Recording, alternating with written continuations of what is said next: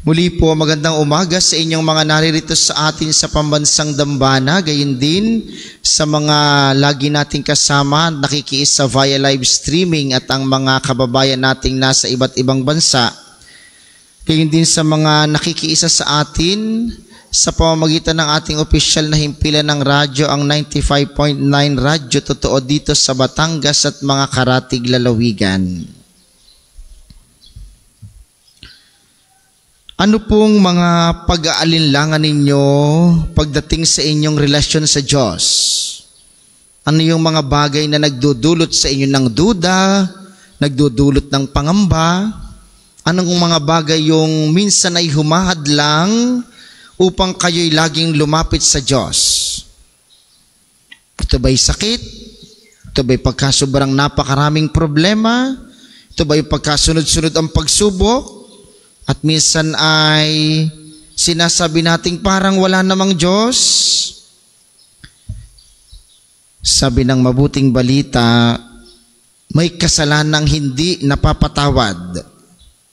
Yun daw po yung panlalait sa Espiritu Santo. At sa mga pagpapalalim ng pagninilay, ito yung kasalanang pinagdududahan ang kapangyarihan ng Diyos. Ito yung kasalanang nagdudulot ng malaking pagkawala ng pag-asa. Kaya lahat ng kasalanan pwedeng mapatawad, maliban doon sa kasalanang pinagdududahan mong mapapatawad.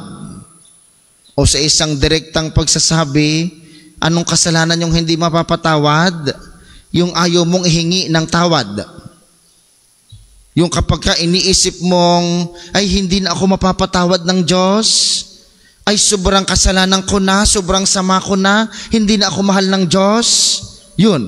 Yung kapag ayaw mong lumapit sa Kanya, yung kapag ayaw mong makipagrelasyon sa Kanya, yung kapag ayaw mo siyang papasukin sa iyong buhay, yun yung mga kasalanang hindi mapapatawad. Dahil kahit kailan, hindi pwedeng panghimasukan ng Diyos ang ating kalayaan. Kaya ang pagbabago sa sarili, dapat gugustuhin muna natin. Ito'y gagawin ng Diyos, babaguhin niya tayo, pababaitin niya tayo, kung gugustuhin mo at kung hahayaan mo siyang pumasok sa iyong buhay. Dahil kailan natin nararamdaman ang mga pagkakataong parang ang layo ng Diyos? Yun ay kapag ayaw nating lumapit sa Kanya. Yun ay kapag ayaw natin siyang maramdaman. Yun ay kapag ayaw natin siyang tanggapin. Alam po ninyo yung sinasabing mahirap daw pumasok sa pintuang sarado.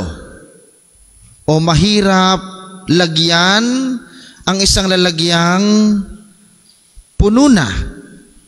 O mahirap pilitin yung talagang ayaw. Kaya kapag tayo'y puno ng ating sarili, ay saan papasok ang Diyos?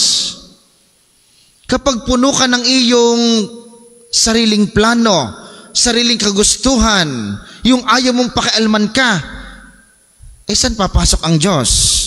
Tapos sasabihin mong hindi ko nararamdaman ang Diyos, ay malamang kung puro ang sarili mo lamang ang iyong iniisip. Anong maganda? Eh ditong ginagawa natin, yung tayo ay nagkakaroon ng pagkakataon na tumigil, magdasal, magnilay, sumimba. Ito'y mga patunay na sa kabila ng lahat ng ating pinagdadaanan, nais nating papasukin ang Diyos sa ating buhay. Kahit minsan nakakahiya, kahit minsan iniisip nating parang hindi karapat-dapat, pero nagpipili tayo na dumulog sa Kanya. Yun po ang tama. Sapagkat yun lamang mga pagkakataong iyon ang magbibigay sa Kanya upang unti-unting pumasok sa ating buhay.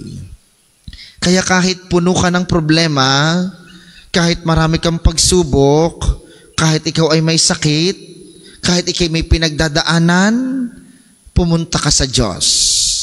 upang sa mga pagkakataong ganito, magkaroon ka ng lugar para huminto at papasukin ang Diyos. Sabi po ng Aral Batanggenyo, ang ating lokal na katisismo, number 332, isang umaalipin sa tao ay ang kanyang sakim na pagpapahalaga. Yung kapag ka laging ako, pag laging akin, kapag laging ko, anong makukuha ko, anong mahihita ko, anong maibibigay sa akin. Kapag ka laging ganun ang ating iniisip, mahihirapan tayong papasukin ang Diyos, mahihirapan tayong papasukin ng ibang tao sa ating buhay. Kaya mga minamahal, ating ipanalangin sa banal na misang ito sa pagtanggap natin kay Kristo mamaya sa banal na komunyon. Inyo pong ibulong sa Kanya, Panginoon, bigyan mo po ako ng isang pusong laging may pagkakataong magpatuloy sa iyo. Yung pusong hindi puno ng aking sarili, upang sa kabila ng aking mga kahinaan at pinagdadaanan, magkaroon ako ng pagkakataong patuloyin ka sa aking buhay. Maramdaman ang kapangyarihan ng iyong espiritu upang sa aking pakikipagkapwa-tao, sila rin sa kabila ng kanilang mga nagagawang pagkukulang ay palagi kong mapatuloy at maging bahagi ng aking buhay.